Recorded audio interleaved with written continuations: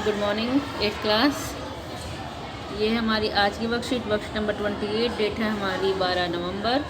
Topic हमारा चल रहा है सामाजिक और राजनीतिक जीवन से भारतीय संविधान के मुख्य लक्षण।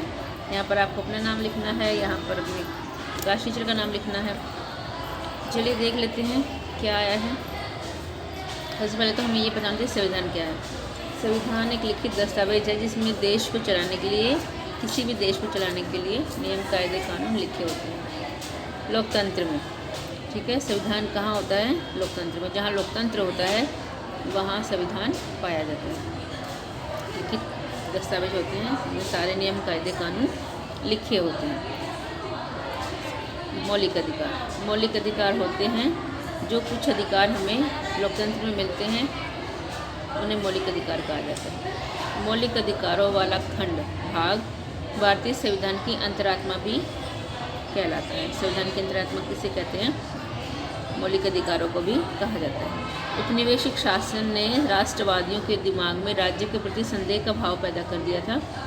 इसलिए राष्ट्रवादी चाहते थे कि स्वतंत्र भारत में राज्य की सत्ता के दुरुपयोग से बचने के लिए कुछ लिखित अधिकार होने चाहिए। लिहाजा मौलिक अधिकार देश के सभी नागरिकों को राज्य की सत्ता के मनमाने और निरंकुश इस्तेमाल से बचाते हैं। मौलिक अधिकार इसलिए मिले हैं ताकि लोगों के अधिकारों का हनन ना हो, सभी नागरिकों को दिए जाते हैं। और इसका मतलब ये है कि कोई भी राज्य अपनी मनमानी नहीं कर सकता। इस तरह संविधान राज्य और अन्य व्यक्तियों के समक्ष व्यक्तियों के अधिकारों की सुरक्षा करता है। तो संविधान में ही ये मौलिक अधिकार वर्णित है। अब ये कौन कौन से अधिकार हैं हम ये देख लेते हैं। ये आपको अपनी नोट में बनाना है। मौलिक अधिकार जो दिए गए हैं देख लेते हैं। पहला है हमारा समानता का अधिकार, दूसरा स्वतंत्रता का अधिकार, तीसरा है शोषण के विरुद्ध अधिकार, चौथा है धार्मिक स्वतंत्रता का भी अधिकार, पांचवा है सांस्कृतिक और शैक्षणिक अधिकार, और छठा है संवैधानिक उपचार का अधिकार। ये 6 के 6 आपको याद होने चाहिए। अब हम एक एक का मतलब समझ लेते हैं क्या क्या है। सबसे पहले समानता का अधिकार। समानता मतलब बराबरी। कानून की नज़र में सभी लोग समान हैं, चाहे वो किसी भी जाति से हैं, धर्म से हैं। मतलब किसी भी नागरिक के साथ धर्म, जाति या लिंग के आधार पर, मतलब लड़का या लड़की है इसके आधार पर भेदभाव नहीं किया जा सकता। ये अधिकार हमारा हमें संविधान के द्वारा दिया गया है। अगर इन अधिकारों का हनन होता है तो हम कानून का सहारा ले सकते हैं। दूसरा है हमारा स्वतंत्रता का अधिकार, मतलब आज़ादी। इस अधिकार के अंतर्गत अभिव्यक्ति मतलब बोलने की, अपने विचार प्रस्तुत करने की, भाषण देने की आज़ादी है, सभा या संगठन बनाने की आज़ादी है, देश के किसी भाग में आने जाने की, रहने की और कोई भी काम धंधा करने की आज़ादी है। तो ये हमारा कौन सा अधिकार है? स्वतंत्रता का अधिकार। तीसरा है हमारा शोषण के विरुद्ध अधिकार।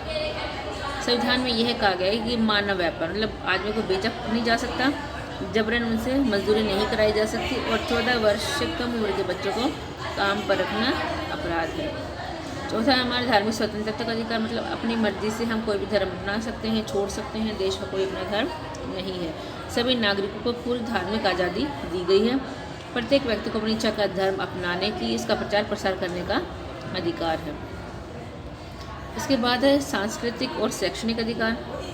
संविधान में यह कहा गया है कि धार्मिक या भाषा सभी अल्पसंख्यक समुदाय अपनी संस्कृति की रक्षा और विकास के लिए अपने अपने शैक्षणिक संस्थान खोल सकते हैं। मतलब कोई भी अपनी संस्कृति को बचाने के लिए, अपने धर्म को बचाने के लिए, अपनी भाषा को बचाने के लिए धार्मिक संस्थान खोल सकते और शैक्षणिक संस्थान खोल सकते हैं। और लास्ट हमारा संवैधानिक उपचार का अधिकार। इसमें यह दिया गया कि अगर ये 5 अधिकार हमें ना मिले, जो ऊपर मैंने बताया, समानता का, स्वतंत्रता का, आदि जो मैंने बताए हैं, अगर वो ना मिले तो वह अदालत में जा सकता है। यदि किसी नागरिक को ऐसा लगता है कि राज्य द्वारा उसके किसी अधिकार का, मौलिक अधिकार का उल्लंघन हुआ है, तो इस अधिकार का सहारा लेकर वह अदालत में जा सकता है। तो ये थे हमारे 6 मौलिक अधिकार।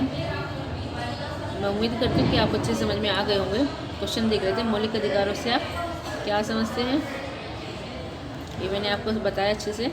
संविधान ने हमें कौन कौन से मौलिक अधिकार दिए हैं, नागरिकों के लिए क्यों ज़रूरी हैं, और स्वतंत्रता के अधिकार के अंतर्गत दिए गए अधिकारों की सूची आपको बनानी, कौन कौन से अधिकार स्वतंत्रता में आते हैं। तो चलिए आज की वर्कशीट हमारी इतनी ही है।